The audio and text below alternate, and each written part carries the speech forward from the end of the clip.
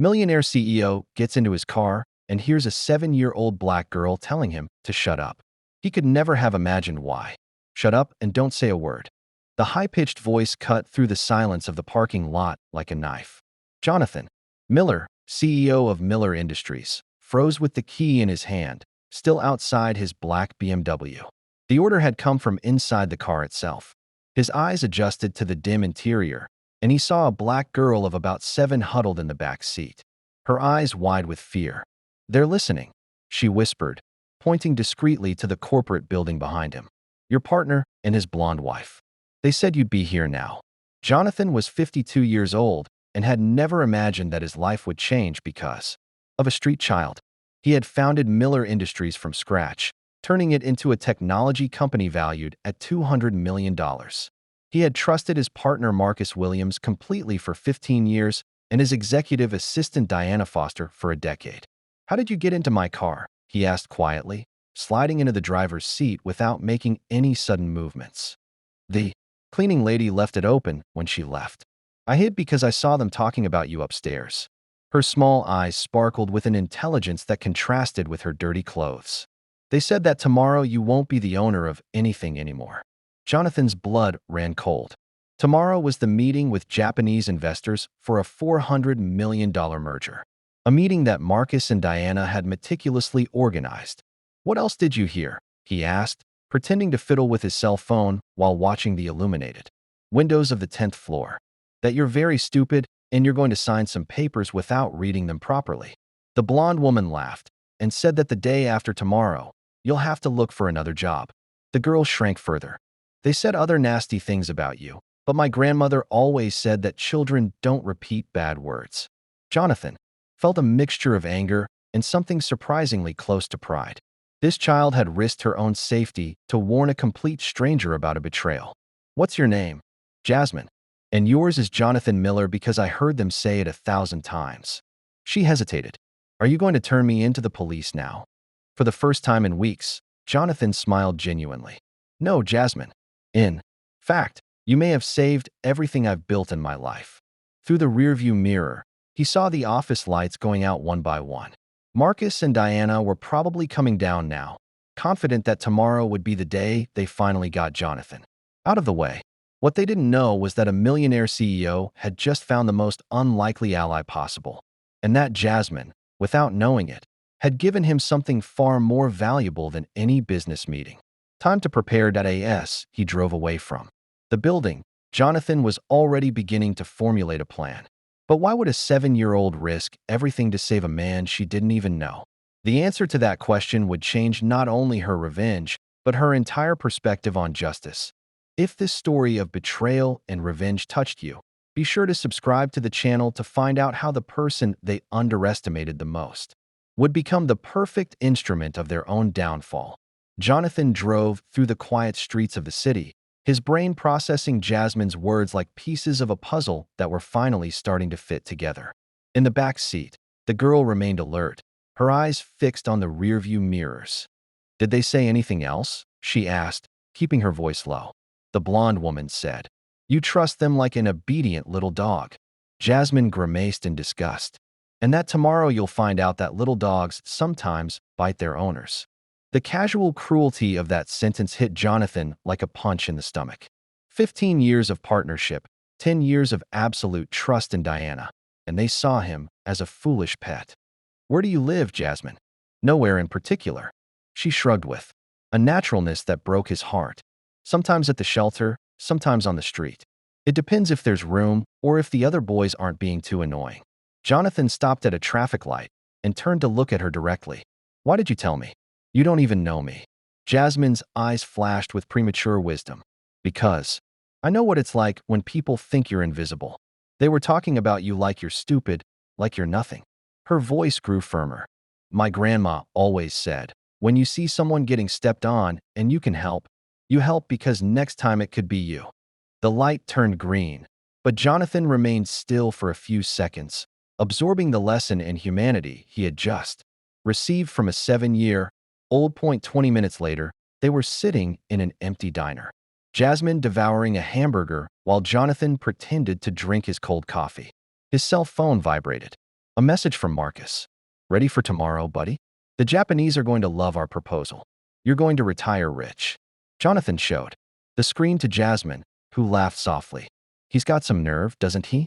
He's lying to your face and still putting on a happy face. Marcus has always been like that. Charming, convincing. Jonathan typed a friendly reply, masking the anger boiling inside him. Diana, too. She knows my schedule better than I do. She has access to everything in the company, and you're going to let them fool you tomorrow. Jonathan smiled genuinely. For the first time. No, Jasmine, but they can't know that I know.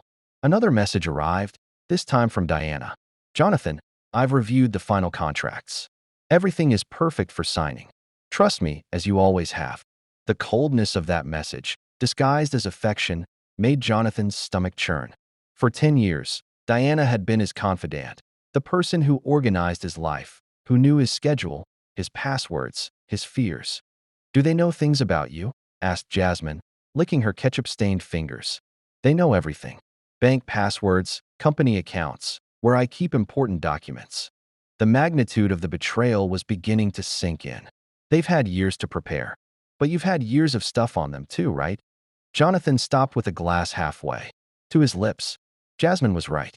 15 years of partnership, 10 years of executive assistance. He knew their secrets as well as they knew his. Marcus' secret meetings with competitors that he thought no one knew about. The irregular bonus system Diana had created for herself. The emails he had seen by accident. The conversations he had overheard when they thought he wasn't paying attention. You have a very sharp mind, Jasmine. My grandmother used to say that. When you have nothing, you learn to pay attention to everything. She wiped her hands on her napkin.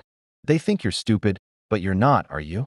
Jonathan smiled, feeling something he hadn't felt in years. Hope mixed with determination. No, I'm not. His cell phone rang. Marcus, no doubt wanting to confirm some last-minute detail, consolidate the final trap, Jonathan answered in the friendliest voice he could muster. Jonathan, I'm glad you got there. Diana and I are here finishing up the last preparations. Are you resting well? Tomorrow will be a big day. I'm great, Marcus. I can't wait to see how it all unfolds. It'll be perfect. Trust me, we've taken care of everything. All you have to do is show up and sign where Diana tells you. The arrogance in Marcus' voice was almost palpable. They really thought they had reduced Jonathan to a puppet who would simply follow the script. After he hung up, Jasmine watched him closely. You're planning something, aren't you? Your eyes look different. Every word of contempt, every lie disguised. As concern, every fake smile from the last few months began to make sense. Marcus and Diana hadn't just betrayed his trust. They had completely underestimated his ability to fight back. What those two didn't know was that years of building businesses had taught Jonathan a fundamental lesson. The best strategies aren't loud, they're silent. And while they prematurely celebrated their victory, he was about to turn their arrogance into the very trap that would destroy them. The next morning, Jonathan woke up with a clarity of mind he hadn't felt in months. Jasmine was sleeping on the living room couch, wrapped in a blanket he had found in the closet. For a moment, he watched the child who had completely changed the course of his life in a single night. His cell phone vibrated. A message from Diana at 6:15 a.m. Good morning, boss. I've been at the office since 5 o'clock, getting everything ready. The Japanese are arriving at 2 o'clock in the afternoon. You just need to trust me and sign where I tell you as always. Jonathan smiled bitterly. The same Diana who worked extra to ensure he lost everything was pretending to be a devoted mother. You're planning something, said Jasmine, stretching out on the sofa. Your eyes are different. Like when my grandmother found out someone was lying to her. I need your help, Jasmine.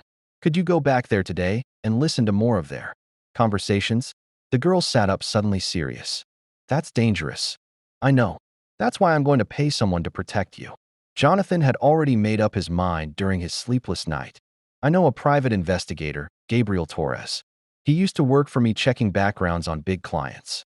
Gabriel answered on the second ring, his voice thick and familiar. Jonathan, what a surprise. I thought you'd forgotten about me after. They terminated my contract last year. The irony did not escape him. Gabriel had been let go by Marcus and Diana, who claimed budget cuts. Now Jonathan understood the real reason. Gabriel was too smart and asked too many questions.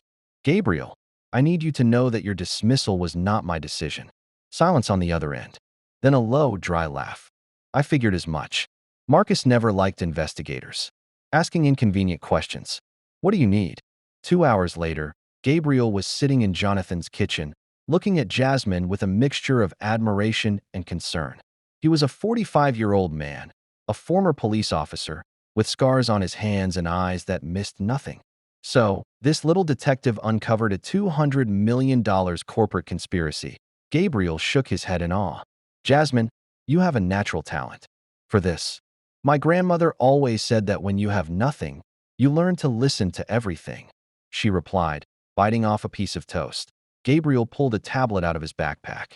Jonathan, while Jasmine was saving your company, I was investigating a few things on my own. I never liked how I was fired. His fingers slid across the screen, revealing spreadsheets and documents. Marcus and Diana aren't just traitors, they're thieves. The evidence was devastating. Suspicious transfers, fake contracts, clients that existed only on paper. For 2 years, they had siphoned more than $5 million from the company, creating a complex network of shell companies. The merger with the Japanese isn't about growth, Gabriel explained. It's about money laundering. They need you to sign to validate the retroactive transfers. After that, they remove you and everything is clean. Jonathan felt a cold anger rising in his chest. It wasn't just personal betrayal. It was organized crime. They stole from the company I built with my own hands, he muttered. They used my trust to finance their own corruption. Jasmine leaned forward. Now it gets interesting. They think you're stupid, but you have an investigator and a smart girl on your side, and they don't know any of this. Jonathan's cell phone rang. Marcus, of course. Partner, I hope you slept well. Diana and I have been here since early this morning, finalizing the last details. The Japanese are going to be impressed with our organization. I'm sure they will, Jonathan replied, his voice carefully neutral. One more thing, Marcus continued, and Jonathan could hear the predatory smile in his voice. Diana suggested that you don't need to worry about reviewing the documents today. They're quite technical, and you've always trusted our expertise, right? Just show up and sign where she tells you to. The arrogance was nauseating. They really thought they could steal $200 million and still make him feel grateful for their help. After hanging up, Gabriel watched Jonathan closely. You have two options. Call the police now and try to prove all this in court, risking that they get away on technicalities, or let them hang themselves. Go to the meeting, but not as the victim they expect. Go as the predator they never imagined you could be. Jasmine clapped her hands excitedly, like in a movie. You pretend you're going to sign, but you already know everything. Gabriel smiled for the first time since he had arrived. Exactly.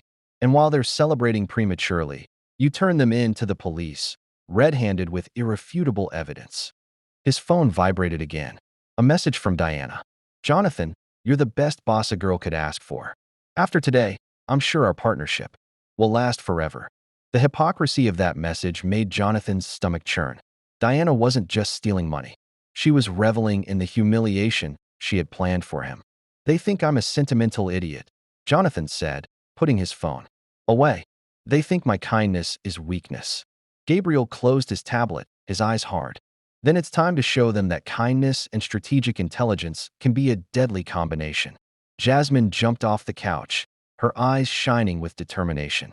And I can help. I can hide near the meeting room and record everything on your cell phone. For a moment, Jonathan hesitated. She was a 7-year-old child. But then he remembered how she had risked everything to warn him about the betrayal. All right, he said finally. But Gabriel keeps an eye on you at all times. Gabriel nodded. It will be a pleasure to watch those two discover they've underestimated the wrong people. As they planned the final details, Jonathan felt something he hadn't felt in years. The thrill of the chase. Marcus and Diana had spent 2 years building their perfect trap. What they didn't know was that in a few hours, that same trap would close on them with a force that would destroy not only their plans, but their entire lives. For 15 years, Jonathan had been the trusted partner, the understanding boss, the man who always saw the best in people. Today, they would discover that there is a much more dangerous side to kindness, the one that awakens when patience finally runs out. The meeting was at 2 o'clock in the afternoon, but at 2:05, Marcus and Diana would discover that sometimes the silent Lamb they thought they were leading to slaughter had grown sharp fangs. And today, finally, he would use them all. At 2 o'clock sharp, Jonathan entered the Miller Industries conference room as if it were just another normal workday. Marcus and Diana were already there, organizing stacks of documents with the precision of surgeons preparing for an operation. Jonathan, Marcus stood up with a beaming smile, hugging him like a brother. Glad you're here. The Japanese are on their way, and everything is perfect. Diana approached with a leather briefcase and a motherly smile. Boss, you just need to sign where I'm marked with yellow post-its. Trust me, as you always have. Her voice carried that condescending assurance of someone who believes they are dealing with a child. Sure, Jonathan replied calmly. But first, I wanted to show you something interesting I found out last night. Gabriel Torres entered the room carrying a box of files, followed by 2 federal police investigators. Marcus and Diana exchanged quick glances but kept their smiles. Gabriel, Marcus frowned. I thought you didn't work for us anymore. I do, Gabriel replied dryly. Only now I work for the real owner of the company. Jonathan connected his laptop to the projector in the room. Marcus, Diana, do you remember this conversation? The screen lit up with detailed spreadsheets showing bank transfers, dates, amounts. $5,300,000 embezzled in 2 years. Diana's smile faltered for the first time. Jonathan, what is this? Some kind of joke. Joke. Jonathan clicked to the next screen. Photographs appeared of Marcus entering and leaving offshore banks, signed documents, fake contracts. You created 17 shell companies to launder the money you stole from me. Marcus stood up abruptly, his mask of charm finally slipping.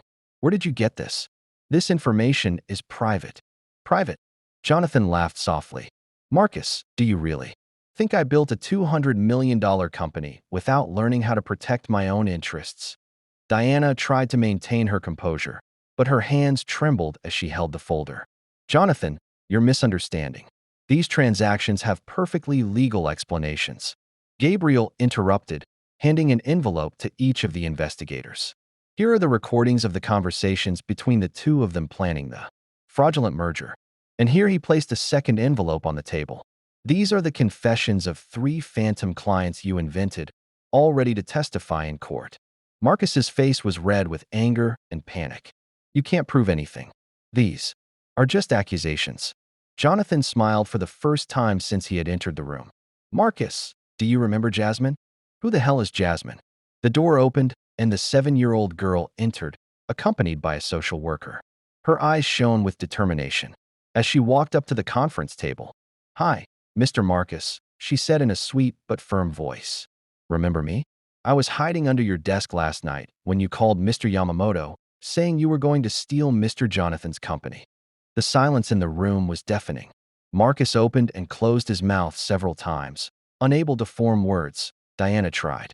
One last card, her voice high-pitched with desperation. A child? You're going to believe a street kid over respected professionals. Gabriel pulled out his phone and pressed play. Diana's voice echoed through the room with crystal clarity. Jonathan is a sentimental idiot. The day after tomorrow, he'll have to look for another job and we'll get everything. That clown will never know what hit him. Marcus's own voice followed on the recording. 15 years pretending to be friends with that imbecile. It'll be worth every second when I see his face when he finds out he's lost everything. Diana collapsed into her chair, her face white as a sheet. Marcus punched the table so hard that the documents flew off. You bastard. You set us up. Jonathan remained calm, his voice low but sharp. I didn't set you up, Marcus. You dug your own grave for 2 years. I just provided the shovels. One of the investigators approached. Marcus Williams and Diana Foster, you're under arrest for embezzlement, money laundering, and conspiracy to commit corporate fraud. As the handcuffs clicked around Marcus's wrists, he shouted, This won't stand. I'll destroy you. Jonathan stood up, adjusting his tie with his usual calm. Marcus, you've already tried to destroy me. The difference is that I'm better at it than you are. Diana cried silently as she was escorted out, but Jonathan felt no pity. He remembered all the times she had smiled in his face while stealing his money, all the affectionate messages as she planned his ruin. Jasmine approached him, tugging lightly on his hand. Mr. Jonathan, are they really going to jail? Yes, Jasmine. For a long time. Gabriel closed his briefcase. With satisfaction. Jonathan, the Japanese canceled the meeting when they heard about the investigation, but 3 other companies have already called, interested in legitimate partnerships. My company is stronger than ever, without leeches sucking its resources. You'll find out how much it's really worth. As the room emptied, Jonathan looked out the window and saw the police van driving away. For 15 years, he had trusted Marcus blindly. For 10 years, he had treated Diana like family. They had turned his kindness into weakness, his trust into stupidity. Jasmine remained by his side, watching the same scene. Mr. Jonathan, are you sad? He looked at the girl who had saved everything he had built in his life. No, Jasmine. For the first time in years, I'm at peace. Why? Because I've learned that there are people in the world like you. People who do the right thing even when there's nothing in it for them. Outside, Marcus and Diana realized that their arrogance had cost them not only their careers, but their freedom. Inside the room, Jonathan realized that sometimes the greatest gift betrayal can give you is showing you who truly deserves your trust. But one question remained that would change everything. What makes a 7-year-old risk everything to save a stranger? The answer would reveal a connection that even Jonathan could not have imagined. 6 months later, Jonathan was in his new office, much larger than his previous one, watching the city bustle below from the 20th floor. Miller Industries had grown 40% since Marcus and Diana's arrest, finally free of the parasites that had been draining its resources. Gabriel knocked on the door, carrying a briefcase and smiling. The latest news on our old friends. Marcus sentenced to 12 years in prison. Diana got 8 years. They lost all their assets. Their homes were confiscated to compensate the company. The law firm that represented them refused to continue the case. When they found out, they tried to bribe witnesses. Jonathan nodded, feeling a quiet satisfaction, but not vindictive. And the other victims? We found 7 more businessmen they defrauded over the last 5 years. All are suing and recovering their losses. Marcus and Diana created a much bigger scheme than we imagined. Jasmine came running in from the private school Jonathan had enrolled her in. Her uniform was spotless, her new backpack on her back, her eyes shining with the same intelligence as always, but now nourished by education and security. Mr. Jonathan, I got an A on my math test. She waved the paper proudly. Congratulations. Jasmine, I knew you could do it. Gabriel smiled, watching the interaction. It's still surreal how a 7-year-old saved a $200 million company. Actually, Jonathan said, sitting down to be at Jasmine's height. There's something you both need to know. Something I found out a few weeks ago. He pulled out a folder of legal documents. Jasmine, do you remember your grandmother's name? Of course. Josephine Miller. What? Gabriel raised his eyebrows. Miller like. Jonathan opened the folder, revealing birth certificates, genealogical documents, old photos. Josephine Miller was my cousin, my father's brother's daughter, whom the family lost contact with over 30 years ago. The silence in the room was absolute. Jasmine looked from the documents to Jonathan, processing the information. That means that we're real family, Jonathan said softly. Your grandmother always talked about you to the social workers about how smart and brave you were. When I started investigating after that night, all the pieces fell into place. Jasmine threw herself into his arms, tears streaming down her face. I knew it. I knew you were different. Grandma always said that family takes care of family. Gabriel cleared his throat, clearly moved. So when she warned you about the conspiracy, it was family protection instinct. Jonathan finished, she didn't consciously know we were related, but something inside her recognized the connection. 3 months later, the official adoption ceremony was held in the same courthouse where Marcus and Diana had been convicted. Jasmine, now legally Jasmine Miller, wore a light blue dress and held Jonathan's hand tightly. The judge smiled as he signed the final documents. It's rare to see a story that begins with crime and ends with a family reunited. Later at the celebratory restaurant, Jasmine looked at Jonathan with that seriousness peculiar to children. Mr. Jonathan, I mean, Dad, do you think Grandma knew this was going to happen? Jonathan thought about the question, remembering how Jasmine had appeared in his life just when he needed her most. I think your grandmother knew a lot more than we realize, and I think she would be very proud to see how you saved our family. On the first anniversary of Marcus and Diana's arrest, Jonathan received 2 letters in the same week. The first was from Marcus, from prison, a pathetic attempt to apologize and suggest that it had all been a misunderstanding. The second was from Diana, also from prison, blaming Marcus for everything and trying to play the victim. Jonathan tore up both letters without finishing them. "They still don't get it," Jasmine said, looking at the pieces of paper in the trash. "It's not about forgiving or not forgiving. It's about moving on and being better." The wisdom of that child still surprised Jonathan every day. 5 years later, Miller Industries had become one of the 100 largest technology companies in the country. Jonathan created a scholarship program for vulnerable children, funding education and housing for more than 200 children annually. Jasmine, now 12, was the honorary president of the program, personally choosing the beneficiaries and mentoring other young people who were going through similar difficulties to those she had faced. "Do you know what the best day of my life was?" Jasmine asked during the program's anniversary dinner.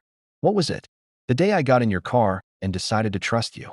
Because that day, I wasn't just saving your company, I was saving our family." Jonathan smiled, looking at the girl who had become his daughter and his greatest source of pride.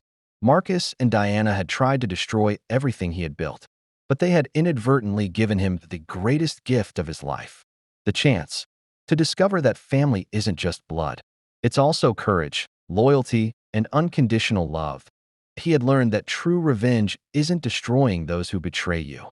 It's building something so beautiful and powerful that their betrayal becomes nothing more than a footnote in the story of your success. Marcus and Diana tried to steal his company, but ended up giving him much more than they could ever imagine: a daughter, a purpose, and proof that sometimes the universe uses the most unlikely people to give us exactly what we need. If this story of family, justice, and second chances touched your heart, subscribe to the channel for more stories that prove that true victory isn't about defeating enemies, but about discovering the allies who have always been by our side, just waiting for the right moment to reveal themselves.